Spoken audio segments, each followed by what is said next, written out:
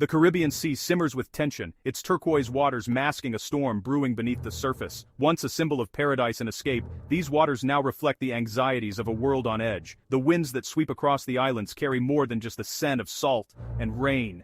They carry the weight of global rivalry, echoing the distant thunder of political conflict. In the heart of Caracas, Venezuela's capital, a government clings to power with a desperate grip. The city's grand boulevards and government palaces are now the backdrop for a high-stakes struggle, as leaders maneuver to maintain control amid mounting pressure.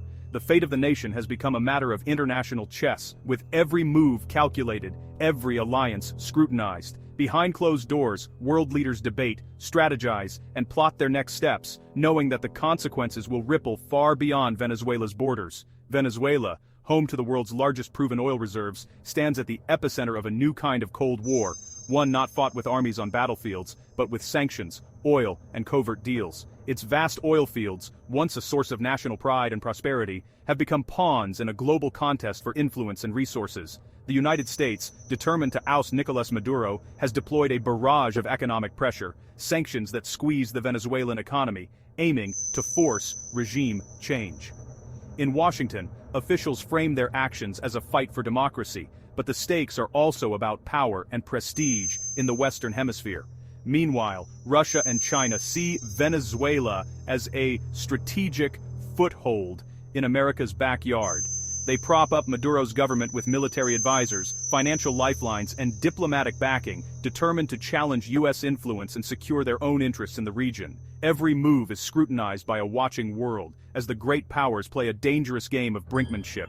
In crisis rooms and newsrooms, analysts and journalists track each development, aware that a single miscalculation could escalate the standoff into open conflict. Russian military advisors land in Caracas, their presence a clear signal of Moscow's commitment to its ally. They train Venezuelan forces, share intelligence, and reinforce the message that Venezuela is not alone.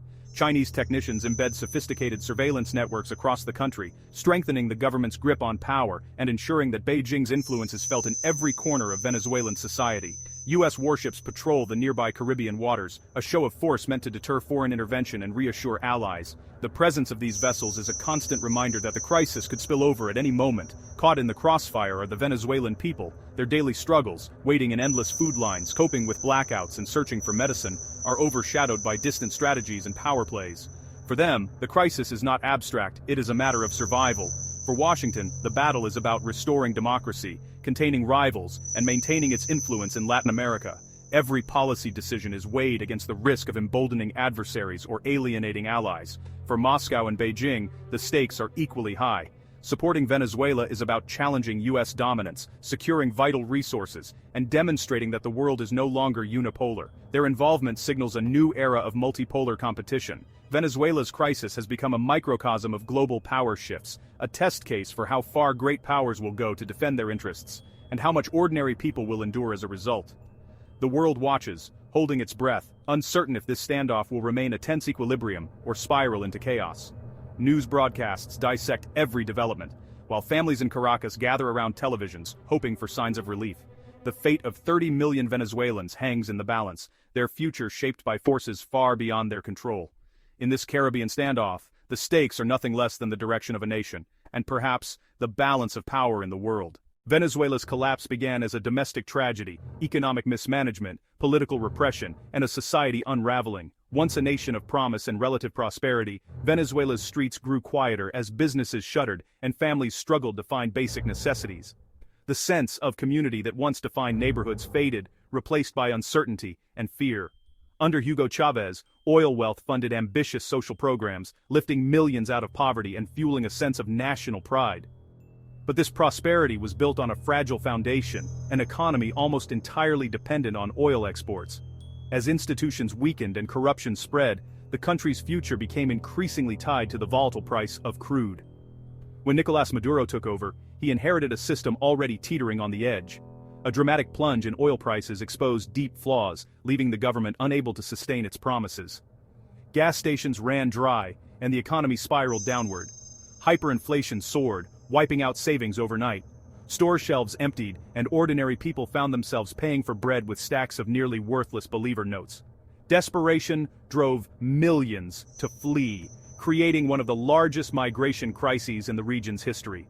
The government responded with repression, not reform. Security forces cracked down on dissent, detaining opposition leaders and protesters.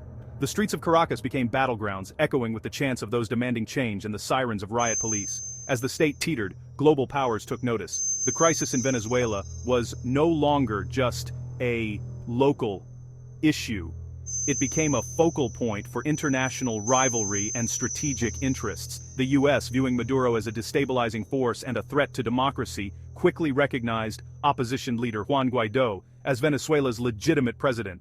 This move internationalized the crisis overnight, drawing sharp lines between allies and adversaries. Russia and China, seeing regime change as a threat to their own interests and influence, doubled down on their support for Maduro. They provided diplomatic backing, economic aid, and even military cooperation, determined to keep their ally in power. Venezuela became a proxy battleground for global influence, with each superpower vying for leverage in the Western Hemisphere. The crisis was no longer just about oil or politics, it was about the balance of power on the world stage. The internal struggle was now a contest over the international order. Debates raged in the United Nations and other forums as diplomats and world leaders argued over intervention, sovereignty, and the future of democracy in Latin America.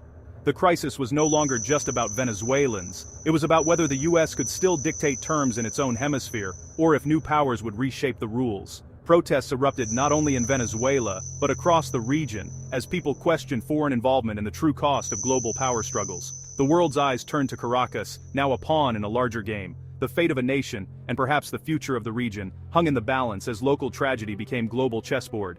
Russia's role in Venezuela has grown from arms supplier to regime lifeline. Billions in military hardware, jets, helicopters, rifles, signaled Caracas had powerful friends. As Venezuela's crisis deepened, Russia sent military advisors and aircraft, warning the US against intervention. Russian specialists maintained Venezuela's advanced air defenses, deterring foreign attacks. Rosneft helped Venezuela bypass sanctions, while Moscow shields Maduro at the UN. This multi-pronged support, military, economic, diplomatic, keeps Maduro afloat. Russia's presence raises the stakes, making any intervention a global risk. For Maduro, Moscow is more than an ally, it's a guarantor of survival. China's strategy in Venezuela is economic, not military, but just as decisive. Over $50 billion in oil-backed loans secured Beijing's energy needs and made it Venezuela's largest creditor. As oil production collapsed, China renegotiated terms, playing the long game to protect its investment.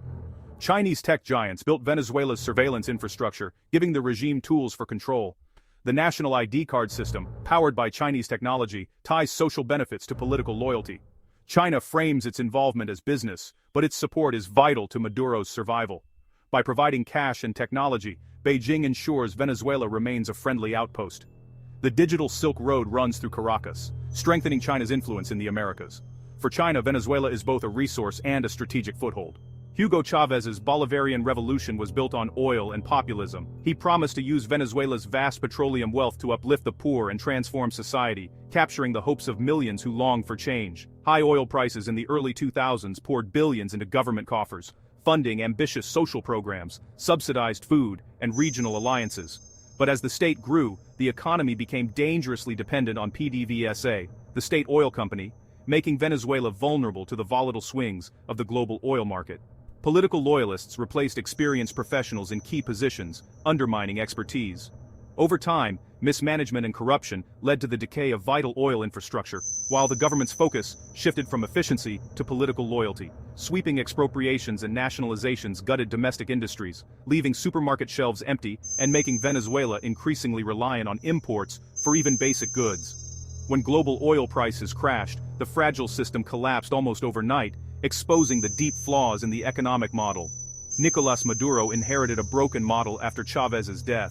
Instead of reform, he doubled down on controls and printed more money, unleashing runaway hyperinflation that wiped out savings and salaries. Shortages of food and medicine became widespread, poverty soared, and the government responded with increasing authoritarianism, cracking down on dissent and protests.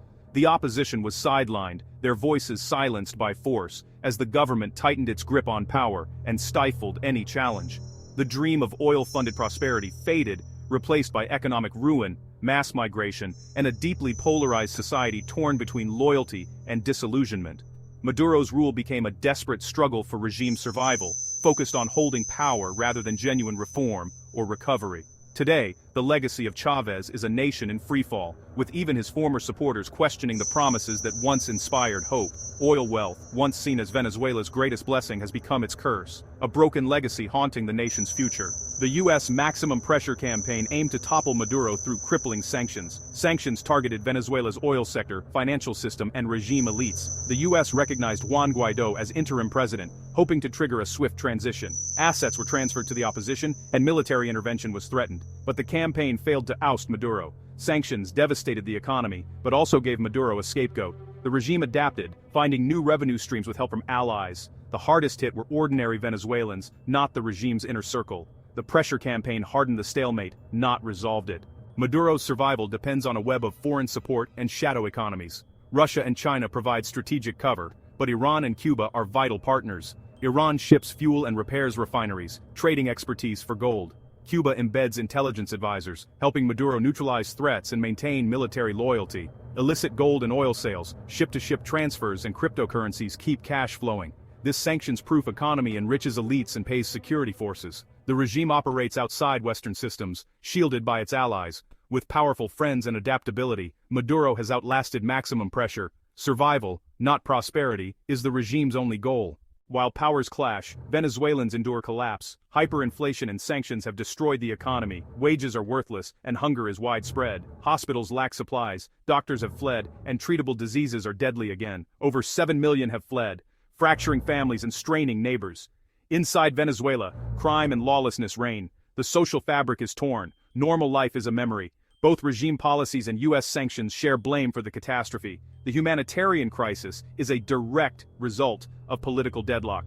Venezuelans are trapped in a conflict they cannot control. Their suffering is collateral in a global contest. The world debates strategy, while a nation bleeds. Venezuela is trapped in a global stalemate. The US, Russia, and China have invested too much to back down, locking the crisis in place. The opposition is fractured, its hopes tied to foreign support that never delivered. Maduro survives but governs little beyond Caracas, relying on military loyalty and foreign aid. The US maintains pressure, but regime change is out of reach. Russia and China's support keeps Maduro afloat, but yields little progress. The result, a frozen conflict, with no end in sight. Venezuelans remain hostages to foreign agendas. Only a shift in great power priorities can break the deadlock. Until then, Venezuela is a tragic symbol of a world divided.